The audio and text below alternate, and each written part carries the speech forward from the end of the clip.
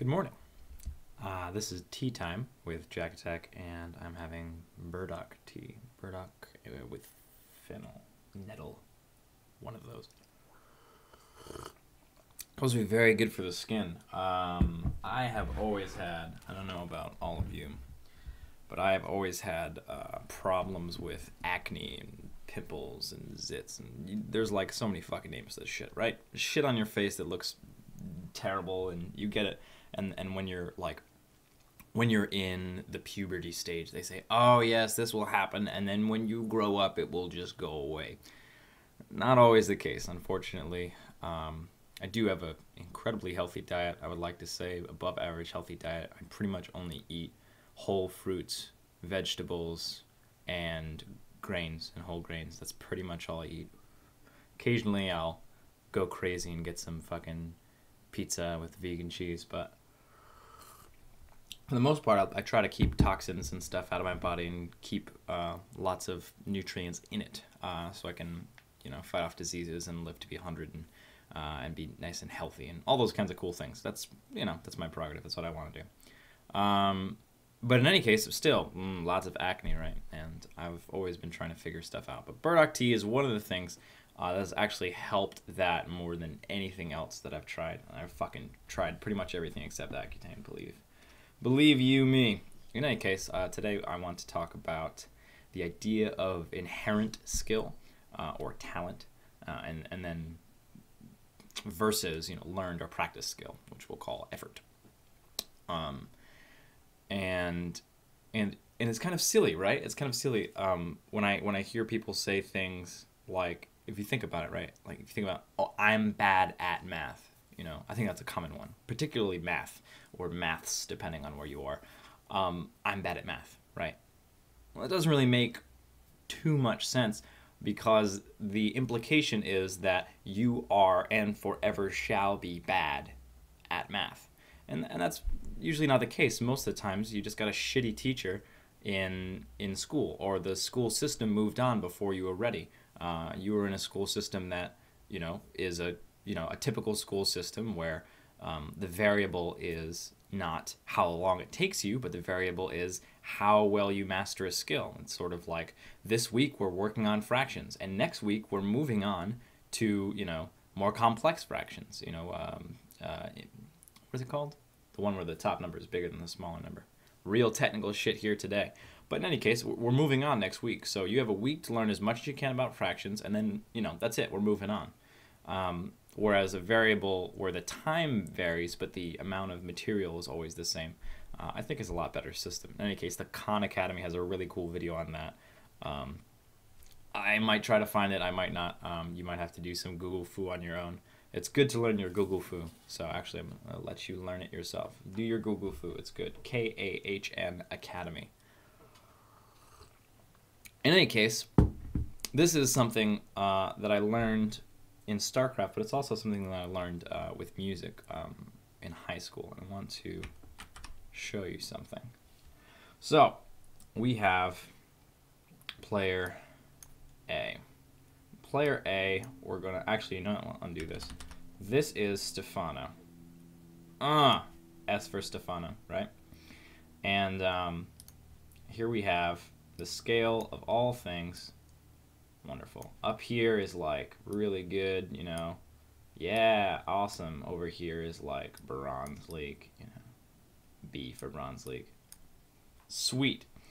And over here we have, let's say we have me. How about that? Jack in the orange. Now, Stefano, I don't know if this is the case because you can't measure inherent skill, I don't think. Let's say Stefano starts here. That's his inherent skill level. And he moves up and moves up and moves up and moves up, and he's at the pro level, and his skill will fluctuate over time too. So let's say this is a graph over time, and his skill gets higher and higher and higher and higher. Oh yeah, look at that. And then it doesn't, goes back down and goes up again. And let's say, actually, this is more pretty accurate.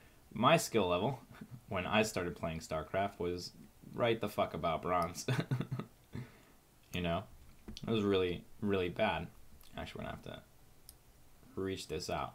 Now, if I approach StarCraft with the attitude of I'm bad at math, or this inherent skill being this super important thing, then I would just be in Bronze League. I would say, yeah, I'm a Bronze League player. That's what I am. You know, it defines me as a person, and that's all I can do.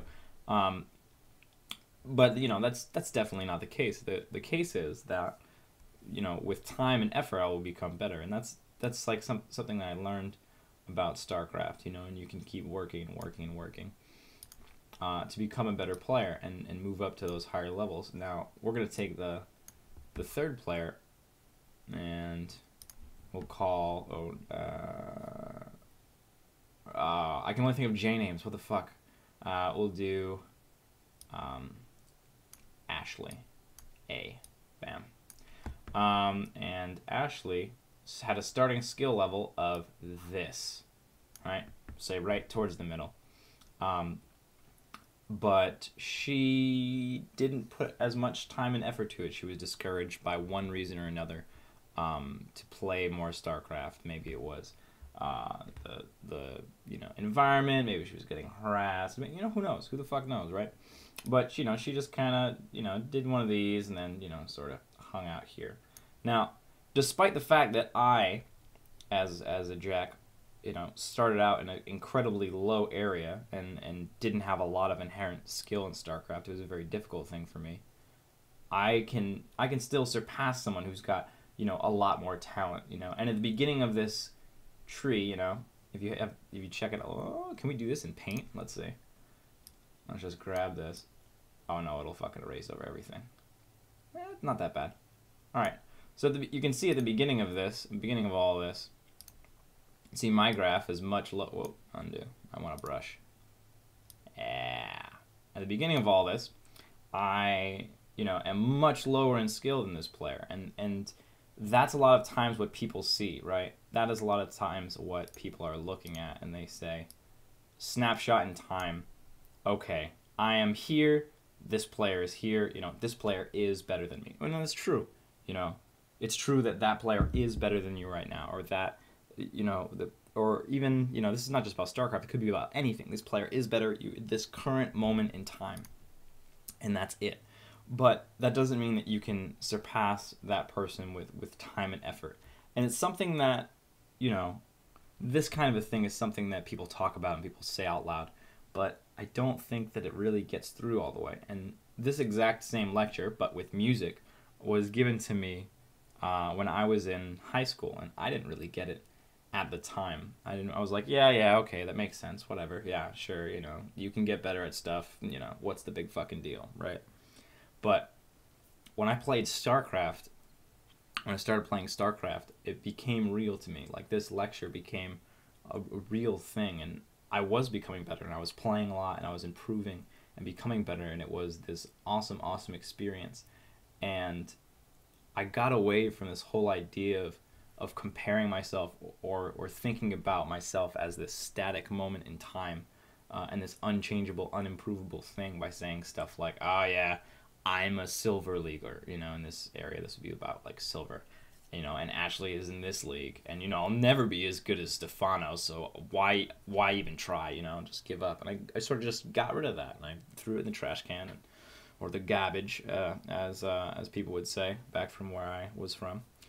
I threw it away, and then all of a sudden it was this sort of like freeing thing, and I was able to improve a lot faster and a lot more because I wasn't thinking of myself as this unimprovable static thing.